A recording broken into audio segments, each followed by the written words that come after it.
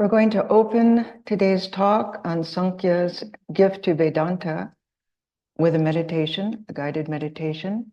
So let's sit straight in our chairs, spine straight, feet firmly planted on the ground, and our hands resting as Vivekananda is resting his hands in the photograph, right upturned palm resting in the left upturned palm.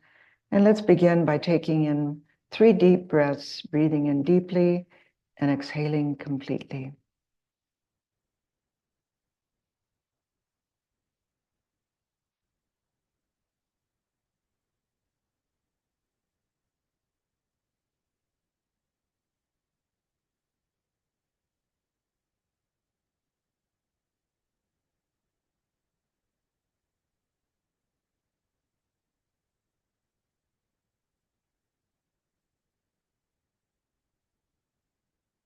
Picture the mind as a calm lake stretched before you.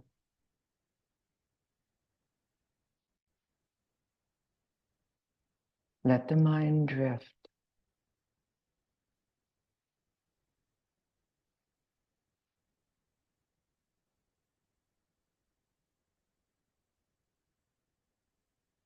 See how thoughts come and go as bubbles rising and breaking on the surface, becoming ripples that are ever widening circles.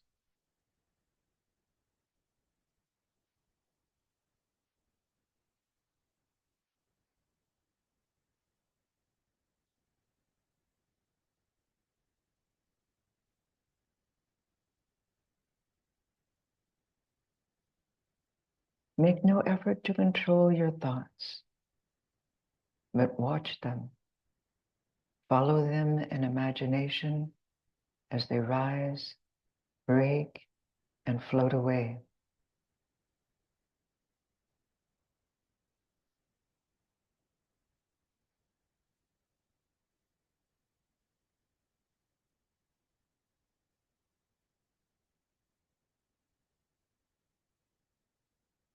I am not the mind.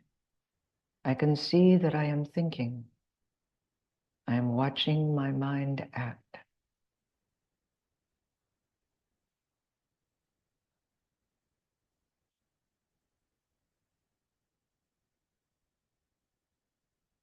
Hold fast to the idea.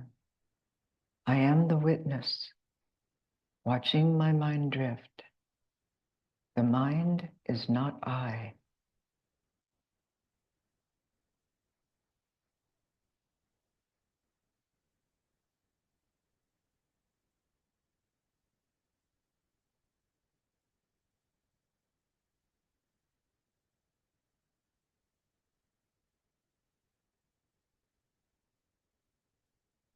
Watch the mind as a thing entirely apart from yourself. Identify yourself with God, never with the mind or matter. Be the witness.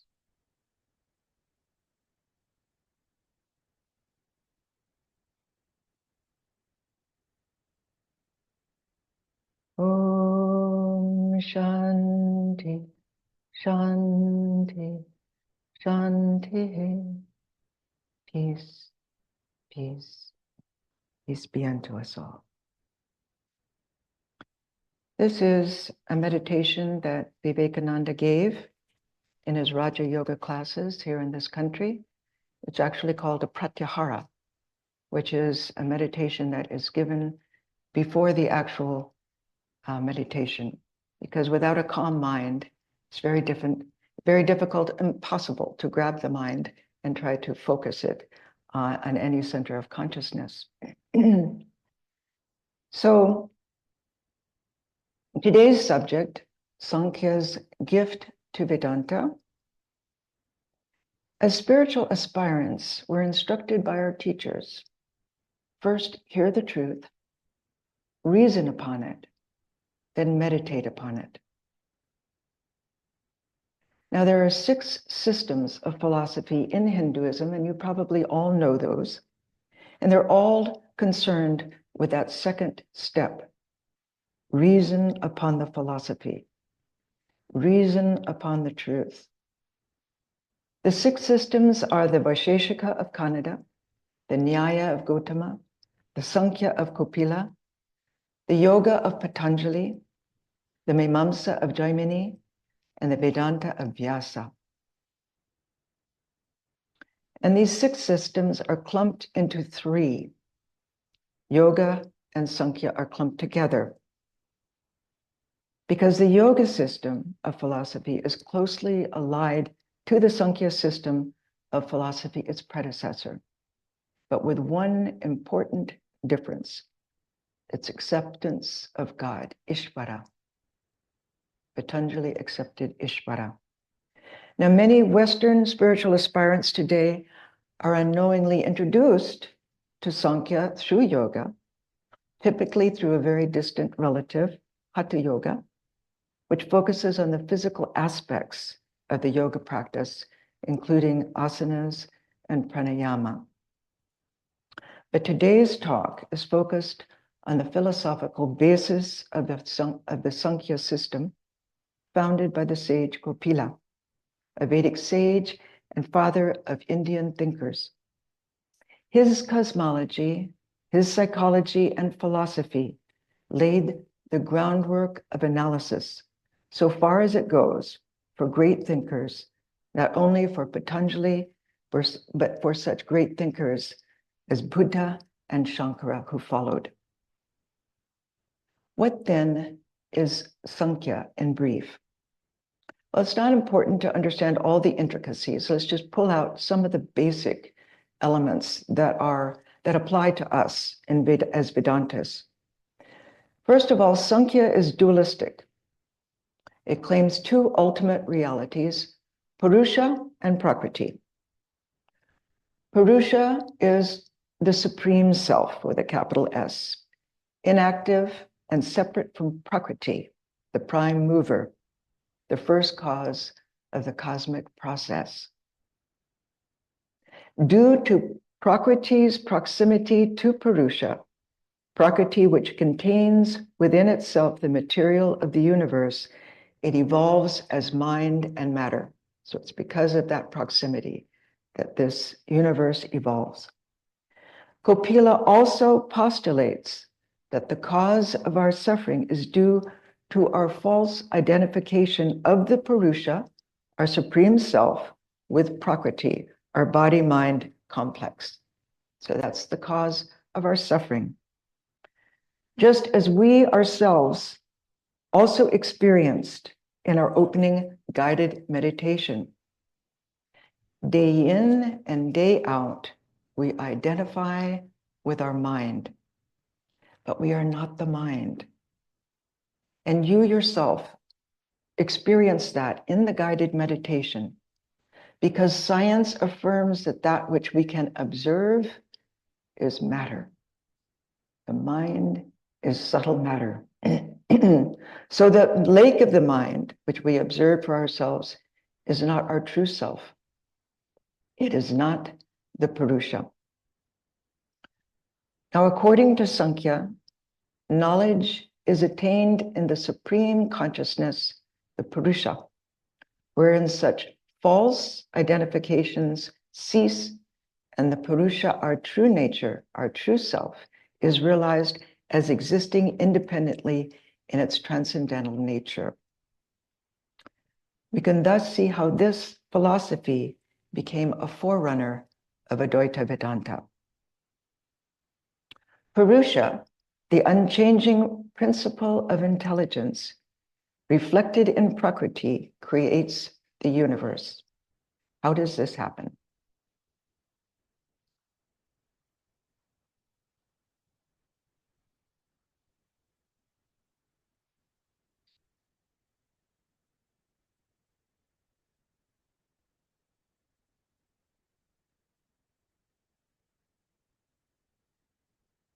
As an example, Swami Pravrajika stated in his Spiritual Heritage of India, the Purusha is like a magnet, and Prakriti like the iron as it responds to the magnetic influence.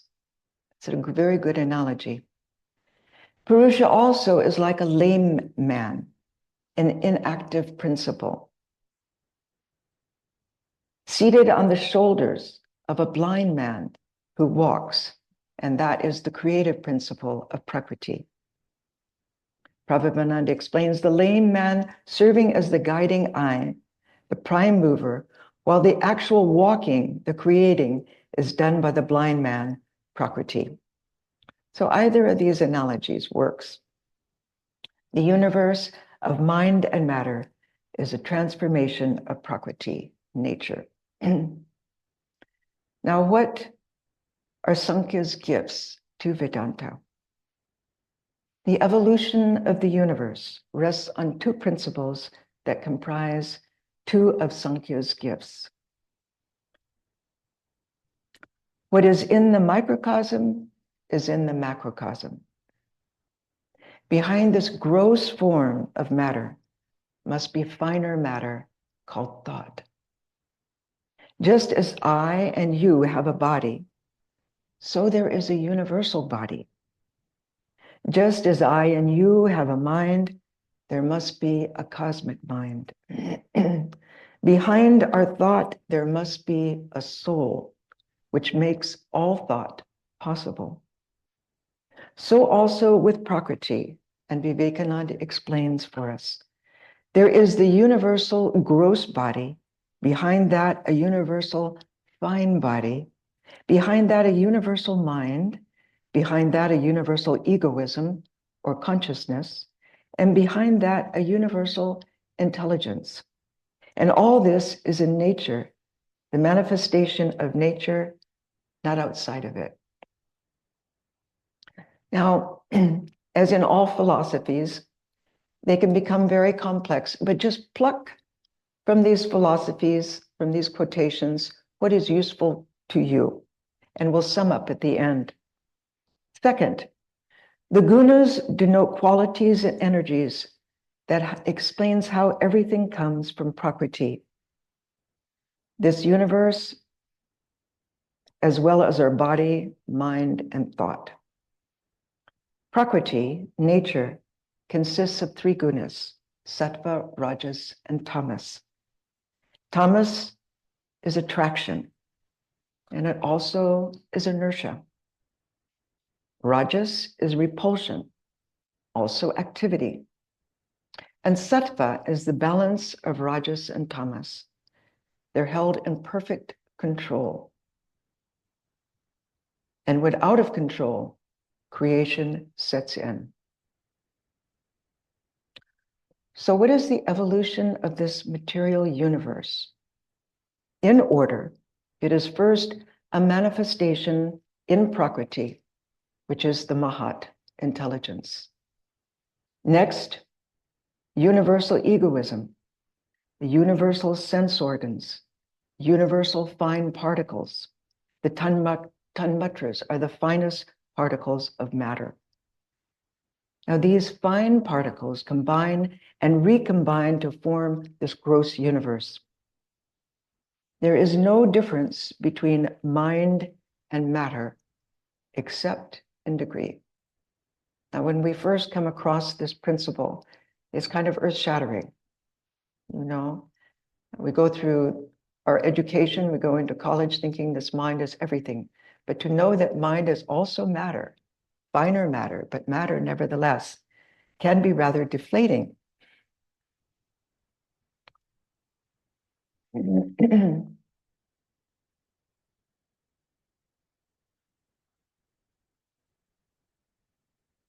One element in creation is akasha, space, from which all other elements are formed.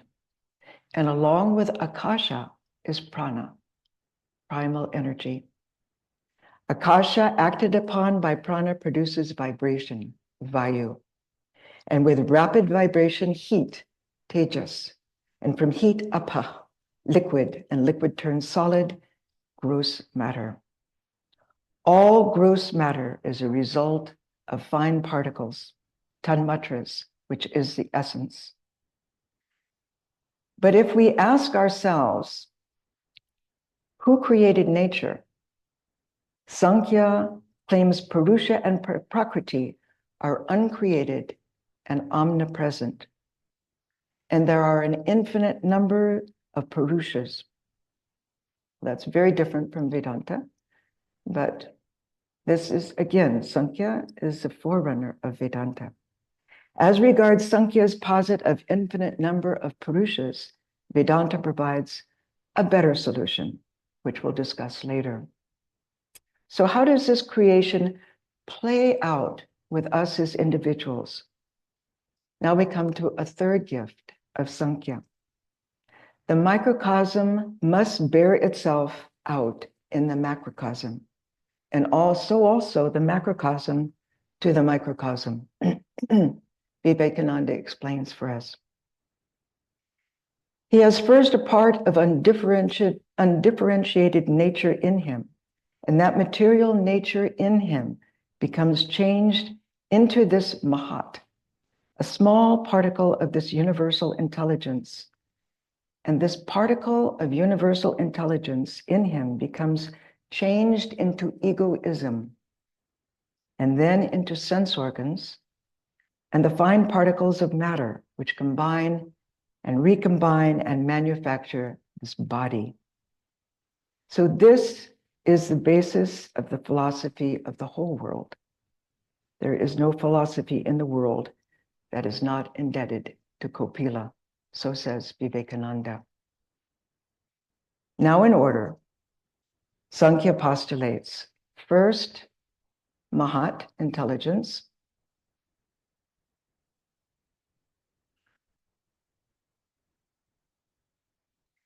And out of that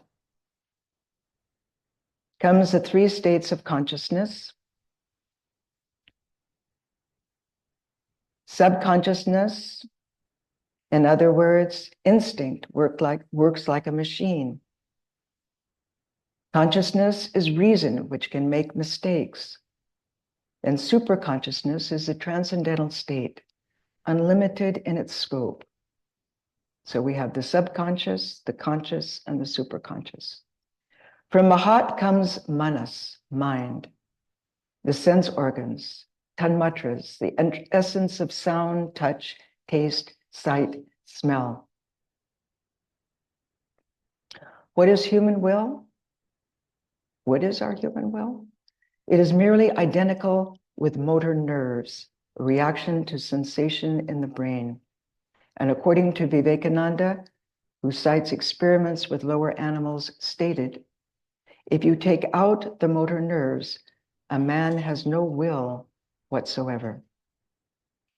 Now we come to the fourth gift of Samkhya. Samkhya's analysis of the dynamics of sense perception. Why is it when we're deeply engaged in thought, our name may be called, yet we don't hear it? The ear was present. Vibrations entered the ear and were carried to the brain, but the mind was not joined to the sense organs. In other words, our eyes, ears, nose, hands, tongue are only instruments. They are not the organs of perception. And this is an important contribution of Samkhya. Behind the instruments lie the sense organs, the brain centers which govern the outer instruments, the indriyas. Behind the sense organs in the brain lies the mind, without which sense organs cannot sense. Vivekananda. According to Samkhya, he says, it is impossible for anything to be which has not as its material some portion of my mind. I do not know this table as it is.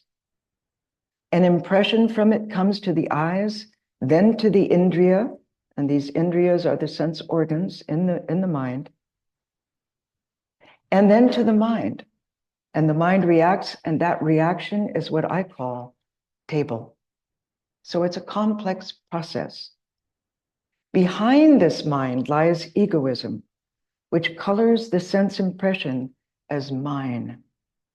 Without egoism, the will, the buddhi, we do not feel any sensory input. First, there's the external instrument, then the sense organ in the brain, then the mind, then the intellect acknowledging the physical sensation, whether sight, sound, touch, smell, or taste. So any sense perception involves our body and our mind. Therefore, we cannot know anything as a thing in itself, apart from our mind. Vivekananda tells us there is something which is outside, which is only the occasion, the suggestion, and upon that suggestion, I project my mind, and it takes the form that I see. How do we all see the same things? Because we all have similar parts of the cosmic mind. This is Samkhya. So what is the mind?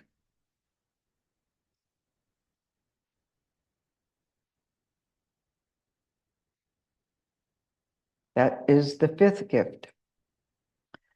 The mind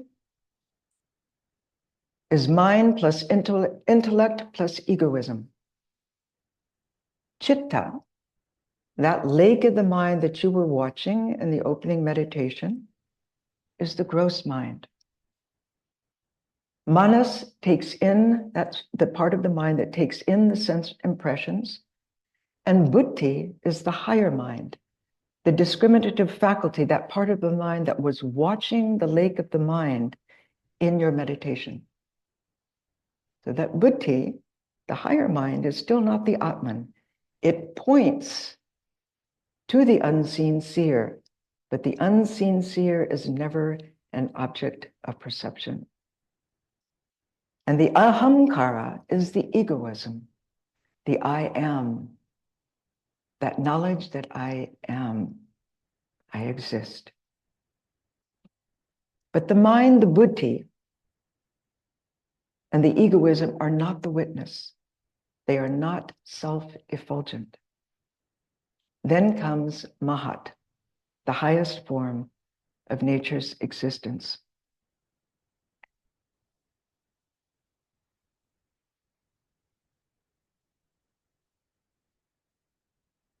Cosmic intelligence. None of these gradations are the knower. They are subtle matter. Vivekananda. None of them can be the perceiver, the witness, the one for whom action is made and who is the seer of the action. These, being composed of fine matter, cannot be self-effulgent. Their luminosity cannot be in themselves. So that's a little heavy. That being behind them all is the manifester, the Purusha, the real seer. Again, Vivekananda. The external instruments and the organs catch the impressions and convey them to the mind, and the mind to the intellect, and the intellect reflects them on a mirror. And back of it is the soul that looks on them and gives his orders and his directions. He is the ruler of all of these instruments, the master in the house, the enthroned king in the body. So let's talk a little bit about Samkhya versus Vedanta. The Purusha is not intelligence or will, but is the cause of these. Purusha's presence sets them in motion to combine and recombine. Purusha does not mix with nature. It remains apart. Purusha is the I am the witness, and through my witnessing, nature is producing all that is sentient and all that is insentient. Purusha is not consciousness because Samkhya says consciousness is a compound. Consciousness in Purusha plus inert Prakriti is what we see around us. But Purusha is untouched by and unconnected with the universe.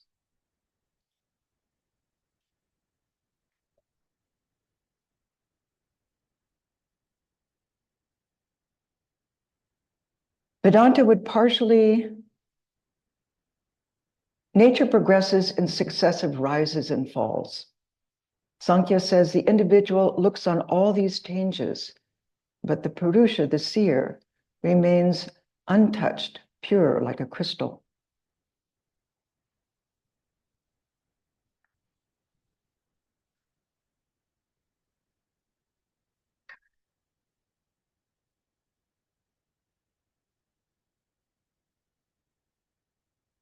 This is a very famous analogy that's given in Samkhya. Samkhya explains that each individual Purusha is like the crystal, but due to the proximity of various colored flowers, Prakriti, the crystal appears multicolored, impure. Thus, we become identified with the nature around us. We are, in fact, the pure crystal, but the nature modifies our understanding of who we are. Vedanta would partially agree with this explanation of appearance, the red crystal versus reality, the clear crystal, but draws on its own theory of Maya, the example of a mirage or an illusion to explain the appearance or the misreading of reality. Second, Swami Prabhupada explains in his Spiritual Heritage of India, Maya, this apparent world, has its basis in Brahman, the eternal. It consists of names and forms. It is not non-existent, yet it differs from the reality, the Brahman, upon whom it depends for its existence. But unlike the Prakriti of Samkhya, Maya is not real, since it disappears in the light of knowledge of its eternal basis. Third, Vedanta doesn't accept the Samkhya theory of many Purushas.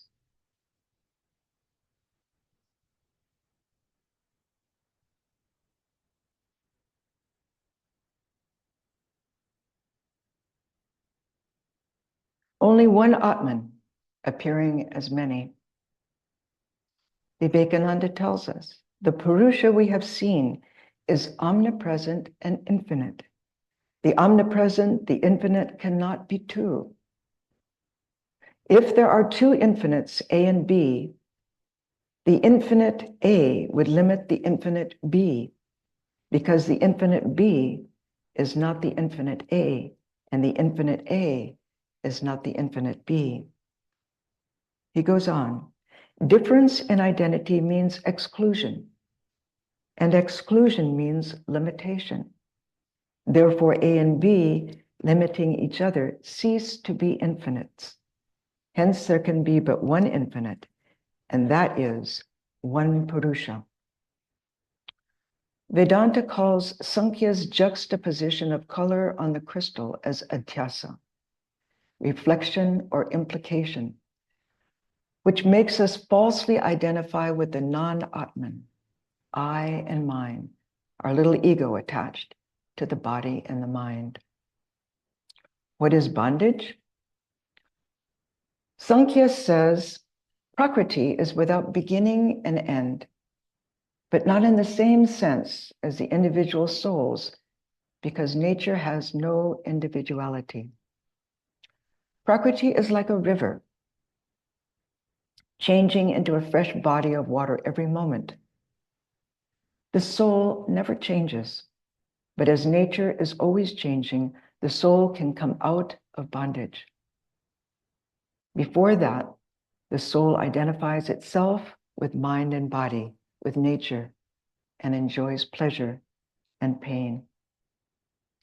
Vedanta says Maya, this bondage, this illusion, is without beginning, but unlike Prakriti, the Prakriti of Samkhya, it has an end.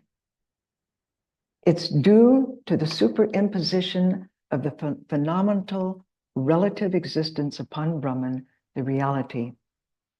Just as at night we superimpose a snake upon a rope, we misread the essence of this universe, Brahman, and ourself, the Atman, as something other than what they are. We see only a world of matter,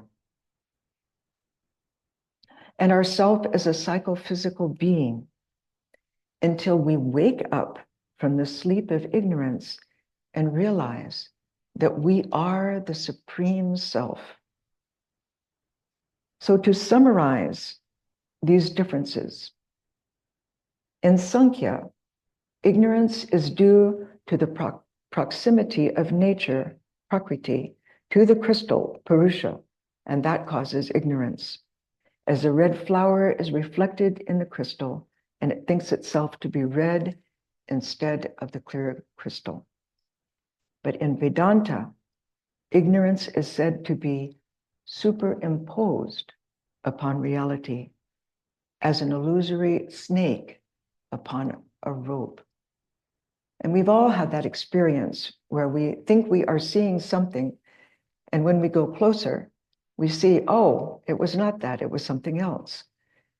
And especially in India, when you're walking at night, you often see snakes. I shared before that in Coimbatore, I was walking with Swami, and he stopped me and he said, there's a snake there. And it was not a rope, it was a snake. But we will use Shankara's analogy of the snake and the rope. It's such a fine analogy.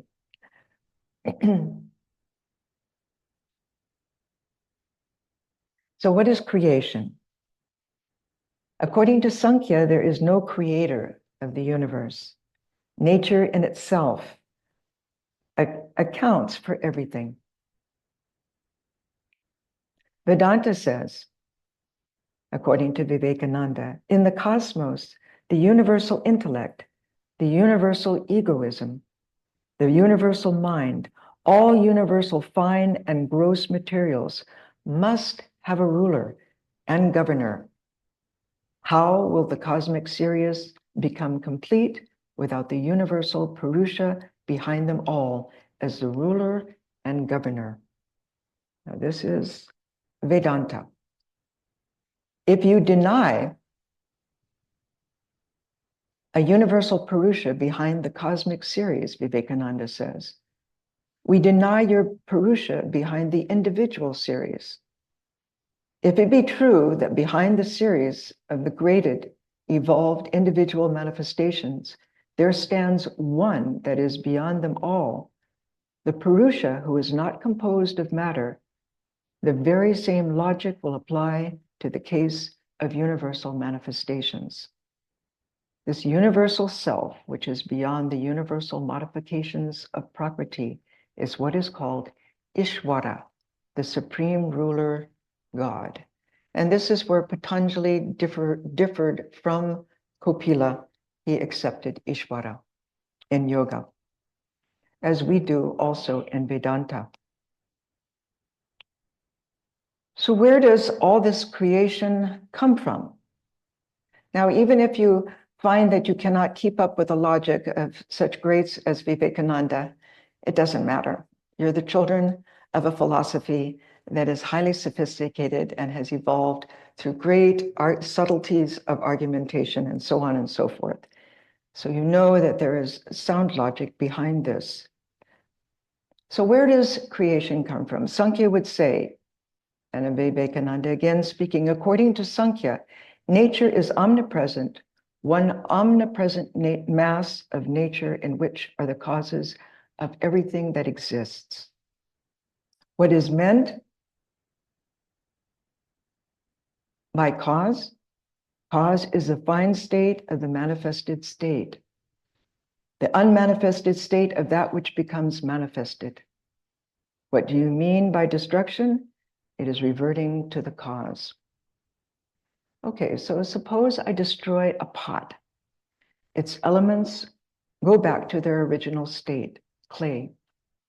I cannot completely annihilate it. Vedanta says, creation cannot come out of nothing, nor does anything go back to nothing. It can only be reduced to a finer state of matter. A seed produces a tree, the tree dies, leaving only seeds. From the fine state, the seed, and develops into a grosser state, then goes back again to its fine form. So also this universe. It shrinks and expands, it evolves and again involves.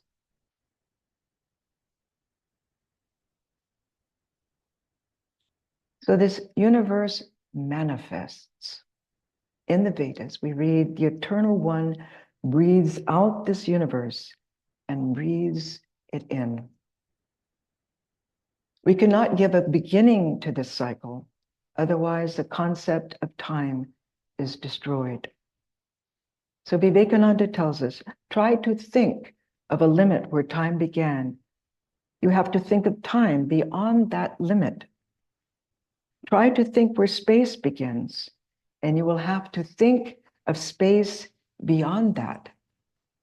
Time and space are infinite, and therefore have neither beginning nor end. So this universe is without beginning or end, and so is God. Vivekananda explains, if we say there was a time when there was no creation, either in a gross or fine form, then there was no God, because God is known to us as the witness of the universe. When the universe did not exist, neither did he. One concept follows the other. The idea of the cause we get from the idea of the effect.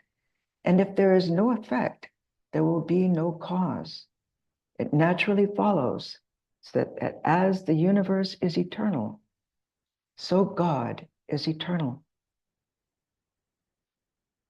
The cause of the universe must also be the effect. God is the cause of universal projection, its continuance, its dissolution. God has become this universe. This is what the great sages have experienced. Our soul must also be eternal. Our soul is not matter. So what is the nature of the soul?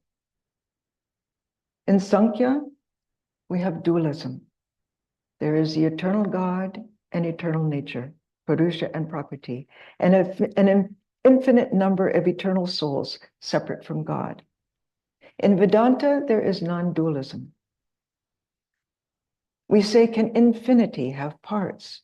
No, there cannot be two infinites, eternal God and eternal nature. Vivekananda explains, infinity cannot be divided. It always remains infinite. If it could be divided, each part would be infinite, and there cannot be two infinites. Suppose there were, one would limit the other, and both would be finite. Infinity can only be one, undivided. Thus, the infinite is one and not many, and that one infinite soul is reflecting itself through thousands and thousands of mirrors, appearing as so many different souls. This is how we look to a realized soul. So many mirrors reflecting the infinite. It is the same infinite soul, which is the background of the universe, that we call God. The same infinite soul also is the background of the human mind, which we call the human soul. So there is only one appearing as many, so says Vedanta. Just as we see the rope appearing as a snake, we are only perceiving one. And that's a very important point. There's only one. Vivekananda tells us it is the very rope that is seen as a snake. They are not two things there, a rope separate and a snake separate. No man sees these two things there at the same time. We always perceive the one. When we perceive the rope, we do not perceive the snake at all. And when we perceive the snake, we do not see the rope at all. It has vanished. When you see illusion, you do not see reality. Rock solid logic. So one existence when we see through the senses, the world. When it is seen through the mind, we see a world of thoughts and ideas. When it is seen as it is, it's one infinite being we see. One Atman seen through the senses is the body. When perceived through thought, it's the mind. And when perceived in its own nature, it is veritably the Atman itself.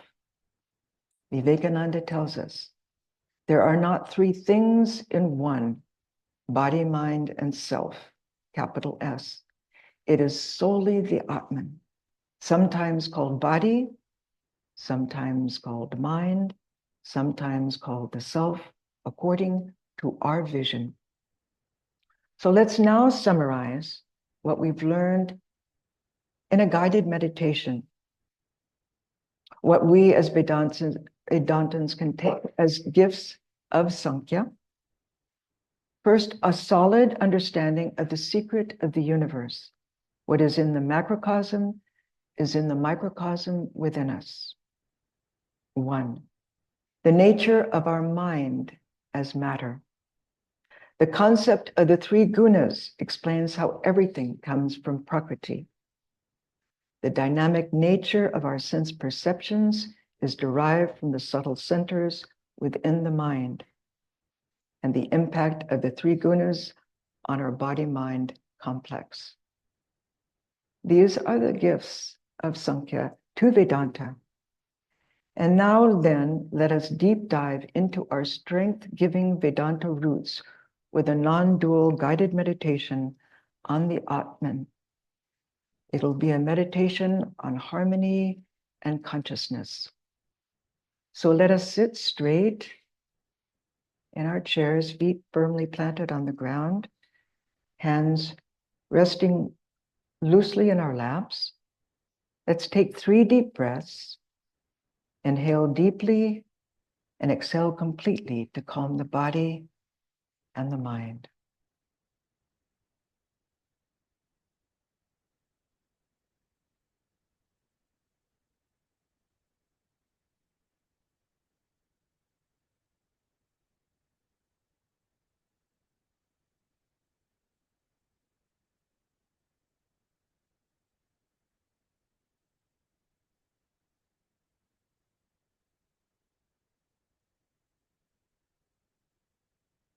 Now let's use the breath to establish a deeper sense of harmony with the world.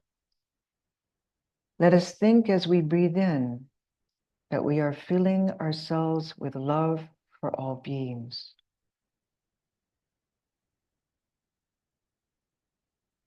Breathe through your nostrils and every pore of your skin. Then exhale pure love in all directions to all beings everywhere. May all beings realize what is good.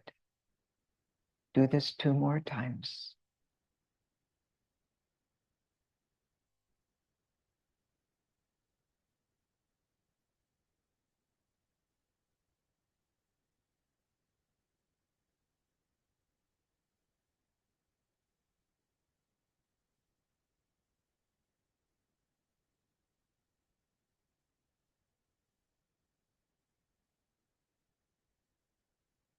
Now let's bring harmony to the physical body.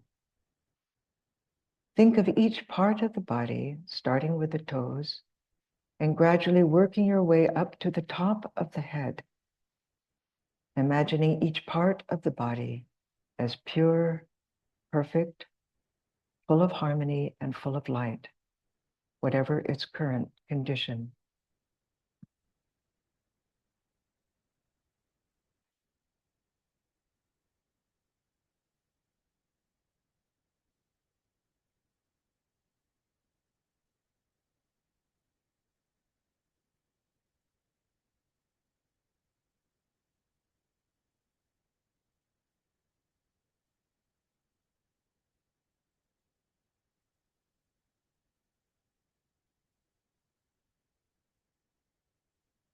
Now imagine the whole body as pure, perfect, and full of light, like an instrument given by the divine for the realization of the supreme reality in this life.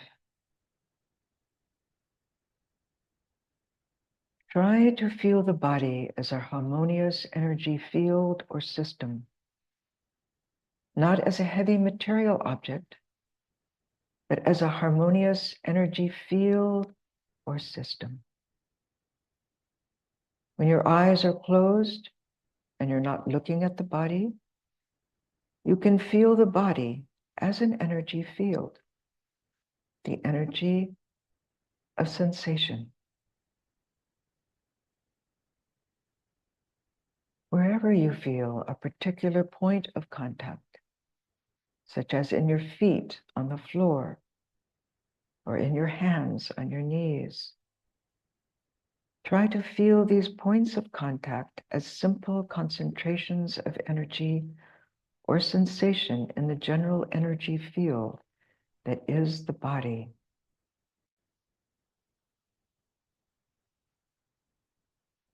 Feel as if you are weightless and floating.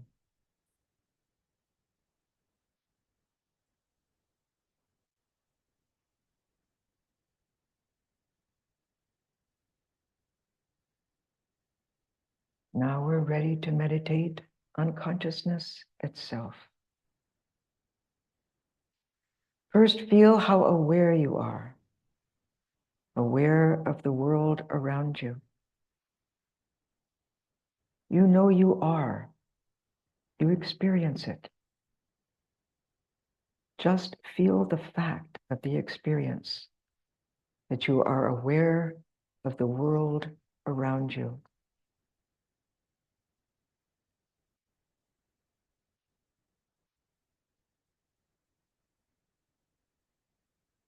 Now turn your attention to your body.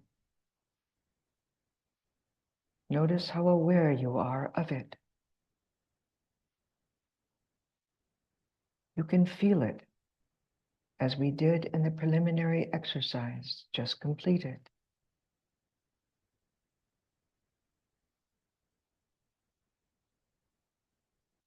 Now turn your attention to your thoughts. See how they arise. Words, complete thoughts, emotions, images, memories, ideas. Be aware of the fact that you are aware of your mental activity.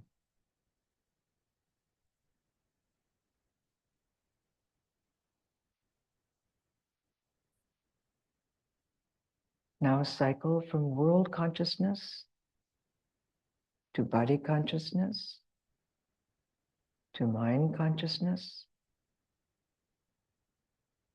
We are thus aware of all of these levels of experience. Similarly, we are aware of dreams when we sleep. We're aware of the absence of everything when we're in deep sleep. We're aware of nothing, which is very different from not being aware. We can never be truly unconscious, because that would mean we don't exist. Our existence is the light of consciousness that never goes out.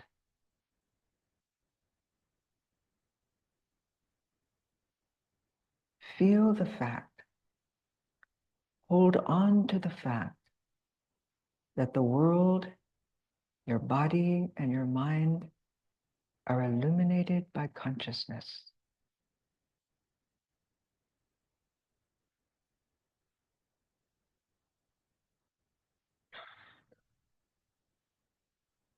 Just try to feel that you are aware of all these levels of experience, that they are floating in your consciousness.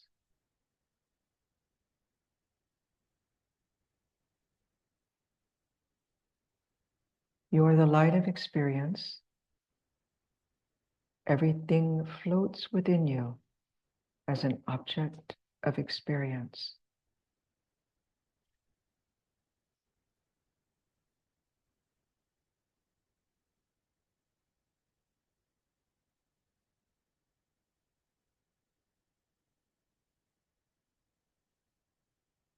When you feel a sensation in your body, note it as a vibration in your consciousness.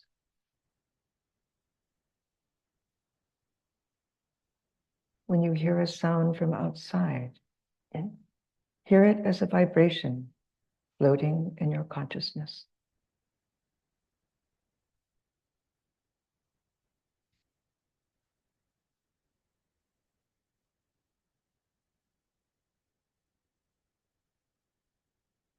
When you're aware of the objects in this room, even without opening your eyes, remember that you are the light that illuminates them. As Christ said, you are the light of the world. Vedanta says that everyone is the light of the world. The saints and sages know this truth. We light up the world in consciousness, which we are. Om Shanti, Shanti, Shanti. Peace, peace, peace be unto us all.